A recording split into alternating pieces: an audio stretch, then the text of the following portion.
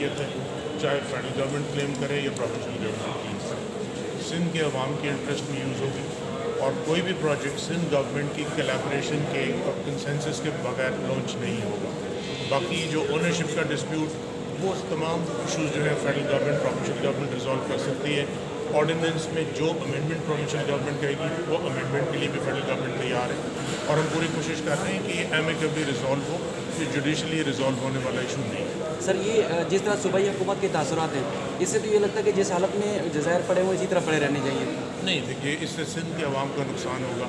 پاکستان میں ایک بہت بڑا اماؤنٹ جو ہے فارن ایکسچینج کا وہ آئے گا، اور وہ سارے پاکستان کا اس میں فائدہ ہے۔ اگر یہ آئی لینڈ ڈیولپ ہوں گے تو سندھ کے لوگوں کا اس میں فائدہ ہے۔ یہ آئی لینڈ کوئی لے کے تو نہیں جا سکتا ہے کہیں، تو فیڈرل گورنمنٹ کی کنسرن صرف یہ ہے کہ یہ سندھ کے عوام کے انٹرسٹ میں یہ پروجیکٹ ڈیولپ ہو، لیکن پروونشل گورنمنٹ کی کولیبریشن کے بغیر یہ ڈیولپ نہیں ہوگا، ان کے ساتھ۔ سر آخری سوال، ماہی گیروں اور سندھ کے عوام کو آپ کیا یقین دلاتے ہیں کہ غیر قانونی کام نہیں ہوگا؟ بالکل سندھ کے عوام کو میں بالکل اشور کراتا ہوں کہ ان کا کوئی رائٹ افیکٹ نہیں ہوگا۔